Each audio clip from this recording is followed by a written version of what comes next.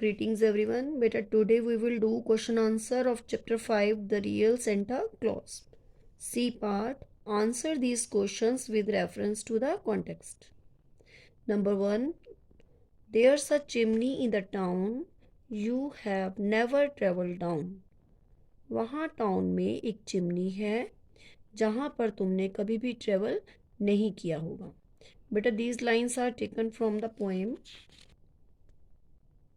In this poem, a boy is talking to the Santa Claus, and the boy is saying to the Santa Claus कि वहाँ town में एक chimney है जहाँ पर तुमने कभी भी ट्रेवल नहीं किया होगा. Depending on these lines, there is a question: who has been referred to as you in these lines? In lines में you किसको रेफर किया गया है, मीन्स यू किसके लिए यूज हुआ है. तो ये लाइंस कौन बोल रहा है? एक लिटिल बॉय बोल रहा है, और वो किससे बात कर रहा है? सेंटा क्लॉज से. तो our answer is Santa Claus has been referred to as you in these lines. यानी यू किसके लिए बोला गया है? सेंटा क्लॉज के लिए. सेंटा क्लॉज के लिए. Our second question is, what kind of a house does the chimney belong to? Lines are given here in the. Should you chance to enter there, you would find a room all bare. अगर आपको वहाँ जाने का chance मिलेगा तो आपको room कैसा मिलेगा? Bare. Bare means empty, empty means खाली, यानी वो रूम कैसा मिलेगा? Bare. Our question is, what kind of a house does that chimney belong to? कि वो हाउस किस तरह का था? तो our answer is, that house is bare. वह हाउस बेयर था, यानी empty था. Our next question is, how does the speaker know that the listener has never climbed down that chimney? Speaker कौन है बेटा इसमें? Little boy. और listener कौन है? Santa clause. यानी एक लिटिल बॉय सेंटा क्लॉज से बात कर रहा है, तो स्पीकर कौन है इस इन लाइंस में? अ लिटिल बॉय, और लिसनर सेंटा क्लॉज हैं.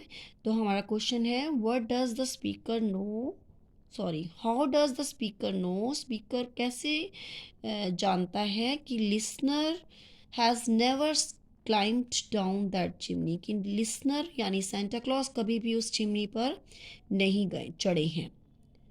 तो our answer is, because the listener has never travelled down there. This line is given in the poem कि लिसनर कौन है? Santa Claus. वहाँ पर कभी भी नहीं गए हैं, इसलिए वो वहाँ पर चढ़े नहीं हैं, क्योंकि वो वहाँ पर गए ही नहीं है. तो our answer is, because the listener has never travel down there. Second part, dreaming of the pretty toys which you bring to other boys. Pretty means beautiful, dreaming means सपना लेना. सुंदर सुंदर टॉयज का सपना ले रहा है, which you bring to other boys, जो तुम दूसरे लड़कों के लिए लेकर जाते हो. These lines are taken from the poem. In the fourth stanza, in a broken bed you would see someone just about like me. एक टूटे हुए बेड पर कोई मेरी ही तरह का बच्चा है, आप देख सकते हो. Dreaming of the pretty toys, जो कि सुंदर सुंदर टॉयज का सपना ले रहा है. Which you bring to other boys, जो कि तुम दूसरे बॉयज़ के लिए, दूसरे लड़कों के लिए, बच्चों के लिए लेकर जाते हो. And to him a Christmas seems merry only in his dreams. Merry means happy, यानी उस बच्चे के लिए क्रिसमस सिर्फ उसके ड्रीम्स में ही उसको खुशी देने वाली है, यानी वो सिर्फ सपनों में ही क्रिसमस का मज़ा ले रहा है. क्योंकि depending on these lines, our question is given here. A part, who is dreaming of pretty toys, यानी सुंदर सुंदर टॉयज का सपना कौन ले रहा है?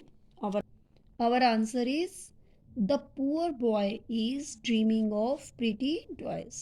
यानी पुअर मीन्स गरीब, वो गरीब लड़का सुंदर सुंदर टॉयज का सपना ले रहा है. Our next question is, what is the occasion for bringing these toys? In toys को लाने के लिए कौन सा ओकेजन की बात हो रही है यहाँ पे पोएम में? कौन सा ओकेजन है यानी कौन सा अवसर है? Our answer is Christmas is the occasion for bringing these toys. यानी जब सेंटा क्लॉज ला रहे हैं, वो बच्चा सेंटा क्लॉज से बात कर रहा है, तो किस ओकेजन की बात हो रही है? क्रिसमस के ओकेजन की बात हो रही है. Christmas is the occasion for bringing these toys. Christmas occasion है जिसमें ये प्रीटी टॉयज का बात हो रहा है. Our question next question is why do other boys get the toys? यानी दूसरे बॉयज को टॉयज कैसे प्राप्त हो जाते हैं? Second question is also given here, what is stopping this boy from getting them? यानी क्या चीज़ है जो इस लड़के को रोक रही है वो सुंदर सुंदर टॉयज लेने के लिए? Our answer is other boys get the toys from their parents.